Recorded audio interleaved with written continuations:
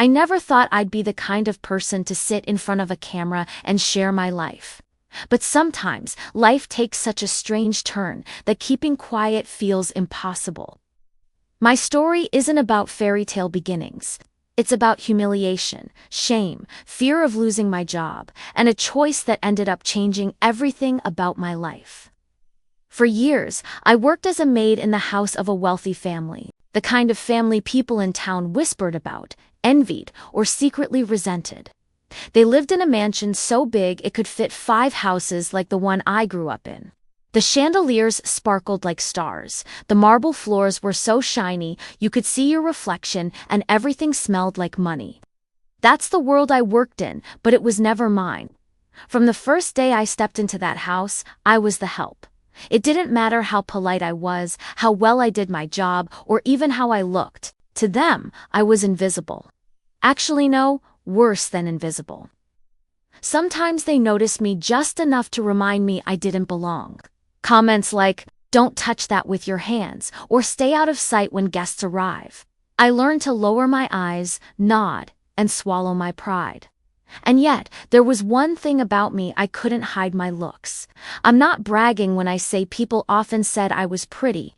My coworkers whispered sometimes, saying, "You should be a model," but I never believed them. To me, I was just a poor girl cleaning rich people's messes. Beauty didn't pay rent, and it sure didn't protect you from the sting of being treated like you were less working. There was survival, nothing else. Every paycheck meant groceries on the table, rent paid, maybe even a small treat for my younger brother back home. So when humiliating moments happened, Dan, trust me, they happened a lot. I bit my tongue. I told myself, "You need this job. Don't make waves." Then came the night that would change everything. The mansion was buzzing with preparations for a massive party. I overheard talk of celebrities, politicians, business tycoons, basically the kind of people who lived in another universe. As staff, our role was clear: we served, we stayed out of sight, and we never made mistakes. But this time, my boss, the millionaire who owned the house, had a special request. He called me into the room with his usual air of authority. "You'll serve drinks at the party," he said, his tone leaving no room for argument.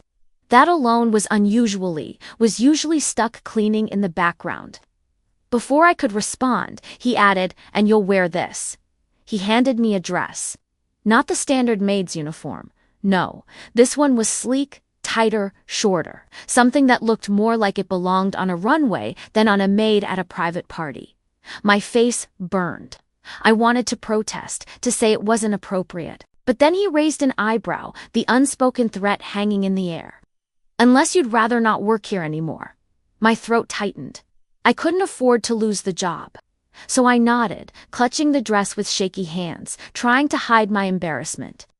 That night, as I stood in front of the mirror, wearing that dress, I barely recognized myself. My hair, usually tied back, had been styled. My makeup was simple but sharp. For a moment, I looked like I belonged to their world. But deep inside, I felt the same poor, scared girl who had no choice. I remember walking into the party with a tray in my hands. The music was loud, laughter filled the room, and everyone looked so polished, so untouchable. But then, something strange happened. The moment I stepped in, heads turned, conversations paused, eyes followed me.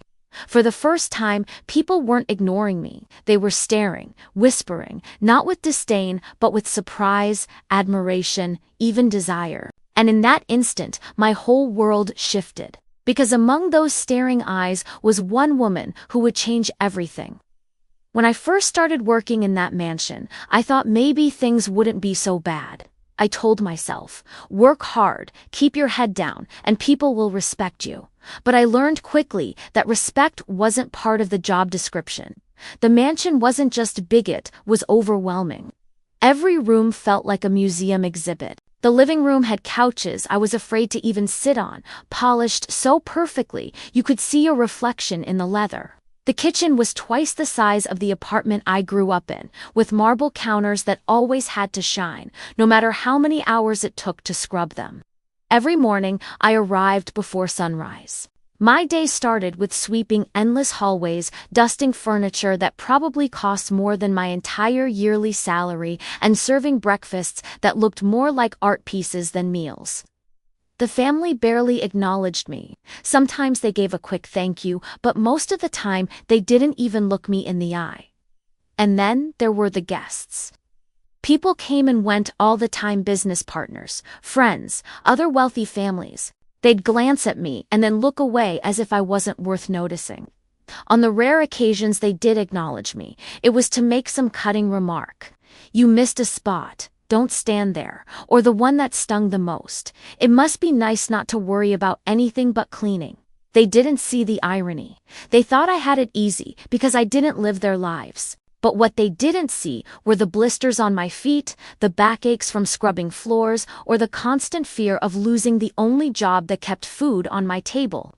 Still, the hardest part wasn't the physical work, it was the way they made me feel invisible, like I was part of the furniture, something to be used but never respected.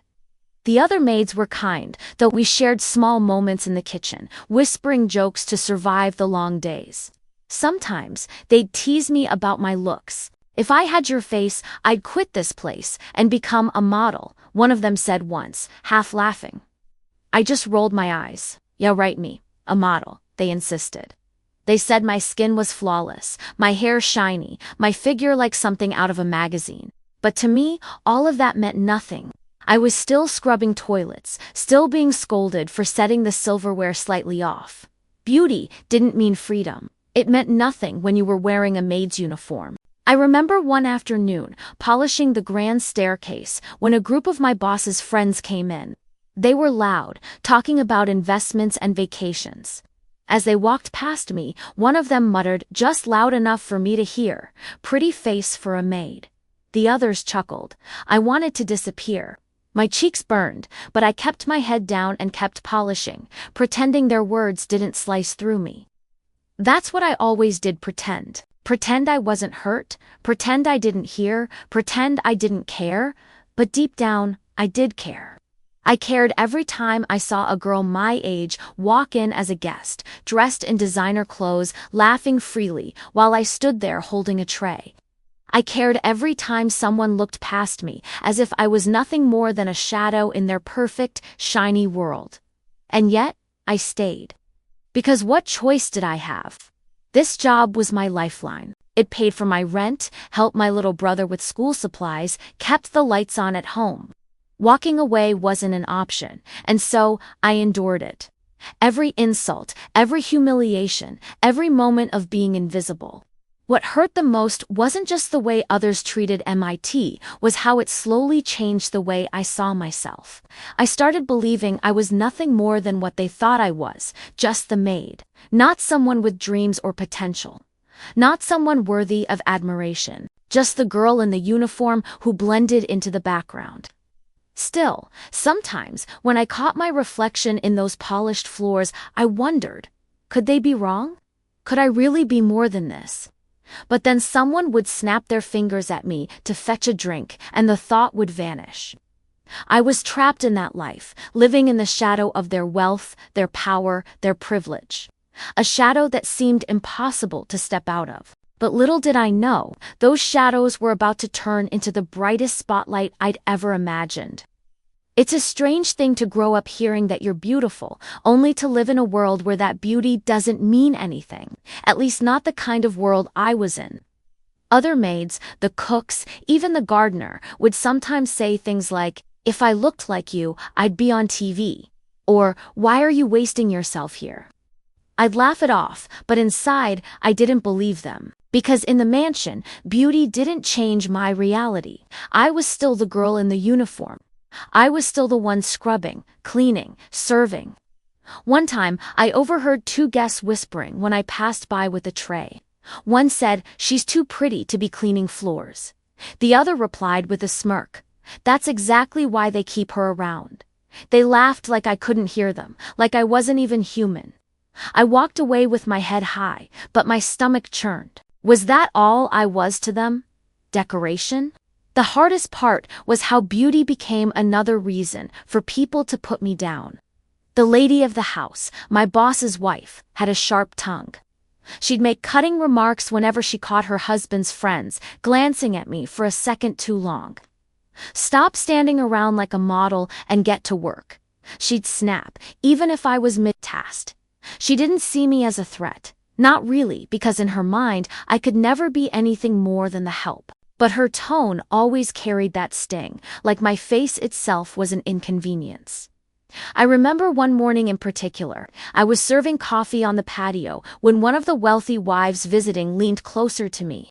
"You're wasted here," she said in a whisper, her voice dripping with both pity and amusement. "But don't let it go to your head. Pretty maids are still just maids."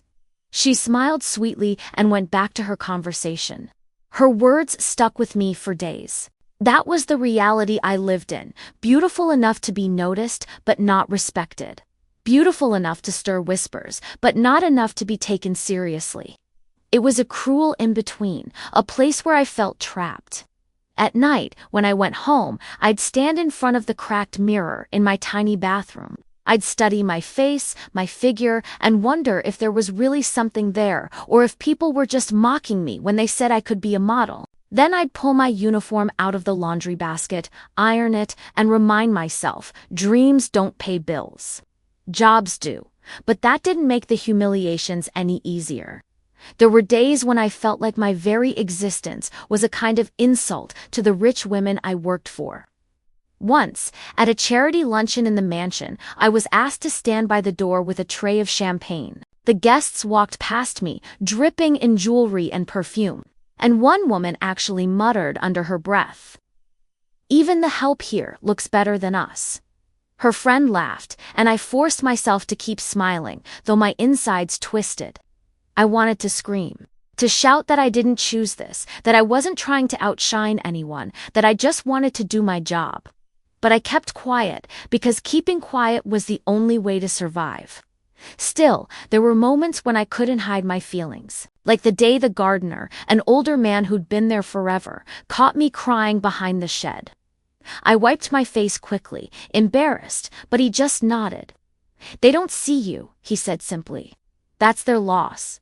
His words comforted me, but only for a moment. Because even if they didn't see me, they still had the power to crush me. The other staff sometimes tried to lift me up.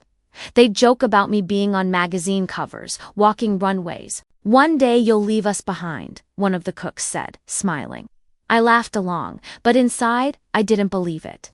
To me, modeling was a world reserved for girls with connections, money, and confidence. I had none of that. All I had were sore hands and a paycheck that barely stretched far enough. And yet, somewhere deep inside, I wondered, could they be right? Could I be more than what I was? But every time the thought crossed my mind, I shoved it away. Because reality was heavy and dreams felt dangerous. The truth is, being too pretty for the job wasn't a compliment. It was another cage. It meant being noticed for the wrong reasons, being judged more harshly, being whispered about. It meant humiliation disguised as flattery. And no matter how many times people said I had the face of a model, the world reminded me over and over that I was just the maid. Or at least, that's what I thought. Until the night everything changed. The night that changed everything began like any other long shift. I woke up before dawn, dragged myself to the mansion, and started scrubbing floors until my back ached. But there was a buzz in the air that day, louder than usual. Everyone was rushing, polishing, preparing. Something big was coming. By mid-morning, the whispers spread. There would be a massive party at the mansion that weekend. Not just any party, it was the kind of event that filled the house with people who only existed in magazines or on TV. Politicians, movie stars, powerful businessmen. The staff was on edge, because when that many important people showed up, one mistake could cost you your job. The housekeeper gathered us all in the kitchen to give instructions. "Everything has to be perfect," she said, her eyes scanning each of us. "No delays, no mistakes, no excuses." We nodded obediently, though my stomach twisted. I'd served at small dinners before, but nothing on this scale. Later that day, the boss himself called me into his office. He was sitting behind a massive desk, scrolling through his phone without looking at me. "You'll be serving at the party," he said casually, like it was no big deal. I nodded quickly. "Yes, sir." Then he reached into a bag beside him and pulled out a dress. My heart sank the second I saw it. It was black, tight, and short, nothing like the plain uniforms we usually wore. The kind of dress you'd expect at a cocktail bar, not on a maid carrying trays at a mansion party. "You'll wear this," he said, finally glancing up at me. His eyes were cold, businesslike. I froze. "Sir." He raised an eyebrow, cutting me off. "Do you have a problem with that?" The room felt suffocating. My hands trembled as I held the dress. Everything in me screamed to say no, to tell him it wasn't appropriate, that I wasn't comfortable. But I also knew what would happen if I refused. Jobs like this weren't easy to come by, and I couldn't afford to lose it. Not when my paycheck meant survival for my family. "No, sir," I whispered, swallowing my pride. He leaned back in his chair with a satisfied nod. "Good. Don't be late." When I left the office, my legs felt weak. The other maids looked at me curiously, but I didn't say a word. Shame burned in my chest. I told myself it was just one night. Just one job. I could get through it. The evening of the party arrived faster than I expected. The mansion was transformed into something almost unreal. Chandeliers sparkled brighter, tables were lined with gold-trimmed glasses, and the air smelled like expensive perfumes and cigars. Music echoed through the halls as staff rushed to and fro, making last-minute preparations. I sat alone in the staff room, staring at the dress laid out in front of me. My heart pounded. Putting it on felt like giving up a piece of myself, but refusing felt like losing everything. Finally, with shaking hands, I slipped into it. When I looked in the mirror, I barely recognized myself. My hair had been styled, my makeup done. I looked like someone who belonged in that party, someone glamorous. But inside, I still felt like the maid who didn't have the right to be seen. When the head housekeeper walked in, her eyes widened slightly. Then she smirked. "Well, at least you'll make the guests happy." Her words stung, but I stayed quiet. I picked up my tray, steadied my hands, and walked toward the grand hall. The moment I stepped into the party, I felt every eye on me. Conversations faltered, glasses paused midair. Heads turned, it was as if the entire room had frozen for a second. I wanted to sink into the ground. I was supposed to be invisible, just another servant blending into the background. But in that dress, under those lights, I couldn't hide. People noticed me. Some smiled approvingly. Some whispered behind their hands. A few men stared too long, their wives glaring at them with sharp eyes. I kept moving, tray balanced, pretending not to hear the comments floating around me. "She works here," one man asked incredulously. "She looks like she belongs on the cover of a magazine." Another murmured. My cheeks burned, but I forced a polite smile and kept walking. Every step felt like a spotlight was on me. And then, through the blur of faces, one woman caught my eye. She wasn't like the others. Her expression wasn't mocking or judgmental. She was studying me with sharp, calculating interest. Dressed elegantly, with confidence radiating from her, she stood out among the crowd. And though I didn't know it then, she was about to change my life. At that moment, though, all I could think about was surviving the night. Holding my tray steady, not spilling a single drink. Pretending I couldn't hear the whispers about the maid who suddenly looked like a model. Little did I know, those whispers were about to open a door I never believed could exist for someone like me. The first few minutes inside that party felt like hours. Balancing a tray in my hands, forcing a polite smile, pretending not to notice the stares, it was exhausting. My palms were slick with sweat, my legs trembling in those heels. I kept telling myself, just get through the night. Don't drop anything. Don't give them a reason to laugh. But laughter wasn't what I heard. It was whispers. Curious whispers. Admiring whispers. "She's stunning." "Who is she? Is she one of the guests' daughters?" "No, I think she's staff." Unbelievable. Those words followed me from one end of the room to the other. I wanted to vanish, but the more I tried to stay invisible, the more visible I became. At one point, I passed by a group of women dripping in diamonds and silk. One of them narrowed her eyes, scanning me from head to toe. Then she leaned toward her friend and whispered loudly enough for me to hear. "No wonder men hire pretty maids. Serves the drinks and the fantasies." Her friend chuckled and heat rose to my face. I bit my tongue and kept walking. Tray steady, though my insides twisted. This was exactly why I hated being noticed, because admiration always came with judgment. Still, not all eyes were cruel. Some people looked genuinely surprised, like they couldn't believe someone like me worked there. For the first time, I wasn't just a shadow in the mansion, and that scared me even more. Then it happened. I was serving champagne near the piano when a tall, elegant woman approached me. She wasn't like the others. She didn't look at me with pity or envy. Her gaze was sharp, focused, as if she was studying a piece of art. "You," she said simply, gesturing for me to step aside. My stomach dropped. I thought I had done something wrong. "I'm sorry, ma'am," she shook her head. "Don't apologize. Tell me your name." I hesitated. "Alina," I whispered. "Alina," she repeated, almost as if testing how it sounded. Then she smiled. "Do you know who I am?" I shook my head.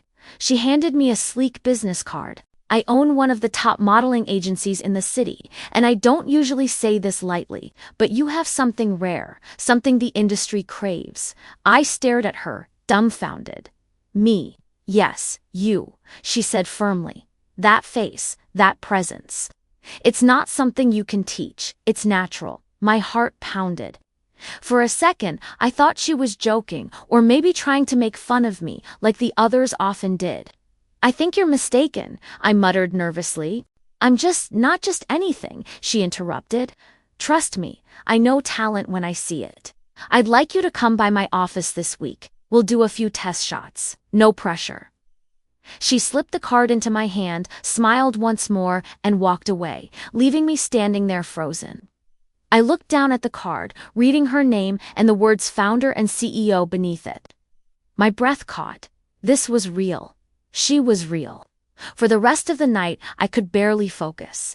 I went through the motions refilling glasses. Passing hors d'oeuvres, but my mind kept returning to that card, burning a hole in my pocket. Was this a dream? Was it some kind of trick? Or was it just maybe the chance everyone else had always said I was wasting? After the party ended and the mansion grew quiet, I slipped into the staff room and sat alone. I pulled out the card, staring at it under the dim light. My hands shook. I remembered every time someone told me I was too pretty to be scrubbing floors. Every time I laughed it off, because dreams like modeling didn't belong to girls like me. And yet, here it was, an invitation. I thought about my boss, about how he had forced me into that dress, how humiliated I felt at first. And then I thought about the room full of people who couldn't stop staring. For the first time, my beauty wasn't just a burden, it was an opportunity. Still, doubt gnawed at me. What if I showed up and embarrassed myself?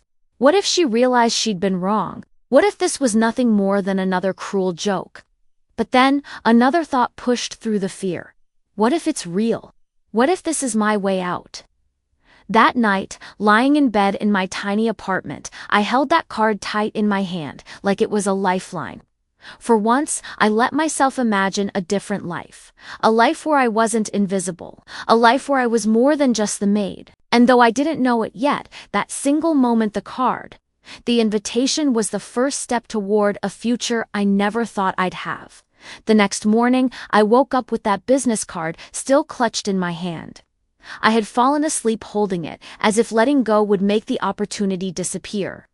The name stared back at me in bold letters, a modeling agency I'd only ever heard about in magazines. Girls from that agency ended up on billboards, in commercials, even on runways in Paris. I sat on the edge of my bed, torn between two voices in my head. One voice said, "This is ridiculous. You're just a maid. They'll laugh at you the second you walk in." The other whispered, "What if this is real?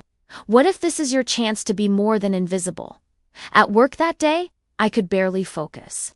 While scrubbing the staircase, I caught myself staring at my reflection in the polished wood. Could I really be what she thought I was? A model? It seemed impossible. That evening, in the staff kitchen, one of the other maids noticed how distracted I was. "You okay? You look like you've seen a ghost." I hesitated, then showed her the card. Her eyes widened. "Are you kidding me? Do you know who she is?" "Alina, you have to go." My stomach flipped. What if it's a mistake? What if she changes her mind the second she sees me again? She shook her head firmly. "No. People like her don't waste their time. She saw something in you. You'd be crazy not to at least try." That night, I lay awake again, staring at the ceiling, the card on the nightstand. I thought about every insult, every time I was ignored, every time I felt small. Maybe this was the universe's way of giving me a chance to fight back. So, trembling with nerves, I made the decision. I called the number on the card the next morning. To my shock, her assistant answered and scheduled me for the very next day. Walking into that agency felt like stepping into another world. The walls were lined with photos of beautiful women, faces I recognized from ads and magazines. I wanted to turn around and run, convinced I didn't belong. But before I could, the woman from the party appeared. "Alina," she said warmly. "You came." I nodded nervously. I wasn't sure if you were serious." She smiled. "I don't waste time on jokes. Come with me." She led me into a studio with bright lights and a camera set up. "We'll do some simple test shots," she explained. "No pressure. Just be yourself." My heart raced as I stood in front of the camera. At first, I froze. I didn't know how to pose, where to look, what to do with my hands. The photographer gave gentle instructions, and slowly, I started to loosen up. "Good," he said. "Tilt your head. Perfect. Don't overthink. Just let it happen." Something clicked. I stopped worrying about looking foolish, and just let go. I imagined I was back at the party, standing under those lights, all eyes on me. Except this time, instead of shame, I felt a spark of confidence. After the shoot, the woman studied the photos on a screen. She turned to me with a satisfied smile. "Exactly what I thought. You have it." My chest tightened. "Have what?" "That thing you can't fake," she said. "Presence. You belong in front of a camera." Tears pricked my eyes. For so long, I had been told I was nothing more than the help, and here was someone telling me I could be something more. She explained the next steps: training, small jobs, building a portfolio. "It won't be easy," she warned. "But if you're willing to work hard, you could go far. Very far." I nodded quickly, still in shock. "I'll do whatever it takes." When I left the agency that day, clutching a folder of information, I felt lighter than I had in years. The streets looked different. The sky seemed brighter. For once, I wasn't just a maid hurrying home to rest before another endless shift. I was someone with a chance. Of course, not everyone was happy about it. When word got back to the mansion that I had been approached by a modeling agency, the whispers started. Some of the staff cheered me on, excited for me, but others muttered that I was getting ahead of myself. The boss's wife, in particular, was furious. She cornered me one morning in the kitchen, her eyes sharp as knives. "Don't think wearing a dress once makes you special," she hissed. "You'll always be what you are, the maid." Her words cut deep. For a moment, doubt flooded back, and maybe she was right. Maybe I was reaching too high. But then I remembered the look on the agent's face, the way the camera had captured me, the way I had felt free for the first time. And I knew I couldn't go back. That card had been more than an invitation. It was a key to a door I never thought I'd be allowed to open. And now that I had stepped through, I wasn't going to let anyone slam it shut. The weeks after that first test shoot felt like a whirlwind. One minute, I was polishing silverware in the mansion's dining room.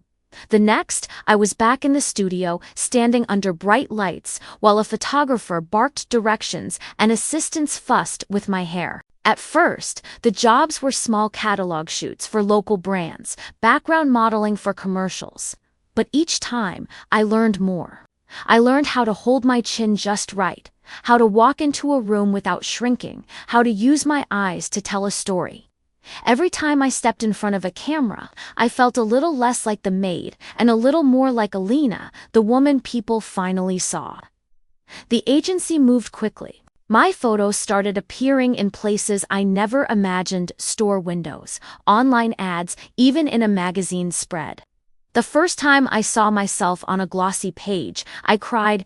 I bought 3 copies with money I probably shouldn't have spent, just so I could prove to myself it was real. But success came with its challenges. Some people doubted me. They whispered that I was just a pretty face who got lucky. Others from my old life rolled their eyes, saying, "She'll be back scrubbing floors in no time." And then there was the mansion. When the family found out I was modeling, the air in that house shifted. The boss smirked whenever he saw me, as if taking credit for having discovered me. His wife, on the other hand, grew colder by the day. She'd glare at me during breakfast service, her lips pressed tight, as if my very existence offended her. One afternoon, I overheard her on the phone. "It's ridiculous. She was cleaning my floors a month ago, and now they call her a model. It won't last. She embarrassed herself soon enough." Her words stung, but instead of breaking me, they lit a fire inside me. For so long, I had let people decide my worth. Not anymore. My big break came a few months later. A luxury brand hired me for a campaign that would be plastered across billboards downtown. When the photos went up, the city seemed to change overnight. Suddenly, strangers recognized me on the street. People stopped me to ask for photos. The girl who used to go unnoticed in the mansion's hallways was now impossible to ignore. I'll never forget the day I walked past the mansion after one of my shoots. The gates were open, and I caught sight of the boss's wife, standing at the window. She froze when she saw me step out of a sleek black car the agency had sent. I was dressed in designer clothes, my hair done perfectly, makeup flawless. For once, she was the one staring while I walked past without lowering my eyes. It wasn't about revenge. It wasn't about showing off. It was about finally feeling equal. About proving, mostly to myself, that I was never just the maid. My career skyrocketed faster than I could keep up with. One contract turned into 3, then 5. Soon, I was flying to different cities, walking runways, gracing magazine covers I used to flip through in the break room. And yet, even with all the success, I never forgot where I came from. I never forgot the blisters on my hands, the humiliation of being laughed at, the fear of being invisible. Those memories stayed with me not as chains, but as reminders of how far I'd come. People often asked me if I regretted anything, if I regretted the dress, the humiliation, the years of scrubbing floors. And honestly, no, because every insult, every moment of being overlooked, every time someone told me I'd never be more rich, all built me into the woman who could stand in front of a camera with her head high.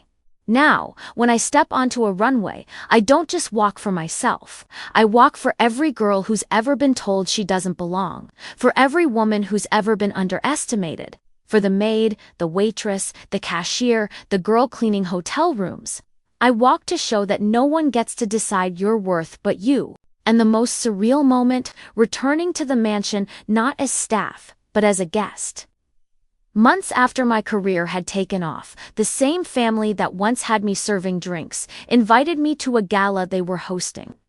This time, I walked through the grand doors in a designer gown, cameras flashing as reporters called my name. The chandelier still sparkled, the marble floors still gleamed, but everything felt different. Because I wasn't walking in with a tray, was walking in as Alina, the model everyone wanted to see. I caught sight of the staff, the same maids and cooks I had worked alongside. They smiled at me with pride, and I smiled back, silently telling them I didn't forget. I'll never forget. Standing there, surrounded by the glittering crowd, I thought back to the night of the party when it all began. When I was forced into that dress I didn't want to wear at the time, I thought it was humiliation. I thought it was another reminder of how powerless I was. But looking back now, I see it differently. That night, I wasn't humiliated. I was discovered. Looking back now, it almost feels like my life belongs to someone else. Sometimes I flip through magazines or see my face on a billboard, and for a split second, I don't recognize the girl staring back at me. Then I remember, that girl is me. The same me who once scrubbed toilets in silence, who bowed her head when guests laughed, who thought dreams like this didn't belong to people like me. I used to believe invisibility was my fate, that no matter how hard I worked, I'd always be the shadow in someone else's world. But it turns out, being invisible only made me hungrier to be seen. The truth is, I didn't become a model the night I put on that dress. I didn't become one when the cameras started clicking or when my face first appeared on a glossy page. I became one the moment I chose to believe I could be more. That was the hardest step, harder than the photo shoots, harder than the criticism, harder than the long hours. Believing I was worthy. I've thought a lot about humiliation, about all the times I wanted to disappear because of the way people treated me. At the time, those moments felt like punishment, like proof that I'd never escape where I came from. But now, I see them differently. Every insult, every laugh, every dismissive glance, it all built a fire in me I didn't know I had. Without that, I don't think I'd be here. Sometimes people ask if I've forgiven the ones who humiliated me. The truth? Yes and no. I don't hold on to hate too heavy, and it only drags you down. But I also don't forget, because forgetting would erase the journey. And I want to remember. I want to remember the girl in the uniform, because she's the reason I can stand tall today. Walking back into that mansion as a guest was surreal. The same place where I once felt small now felt like proof of how far I'd come. I didn't need their approval anymore. I didn't need to prove anything. Just being there on my own terms was enough. But even as my life looks glamorous now, I stay grounded. I still visit my old neighborhood. I still check in on the staff who cheered me on quietly when no one else did. I remind myself that success means nothing if you forget where you started. What I've learned is this: beauty may open a door, but courage keeps you inside, and dignity holding on to it, even when the world tries to strip it away, is what turns survival into strength. If I could speak to the girl I used to be, crying behind the mansion's shed, I'd tell her this: don't give up. One day, they'll see you. One day, the world will know your name. But even before that happens, you're already enough. And maybe that's the real lesson. We wait for others to notice us, to validate us, to tell us we're worthy.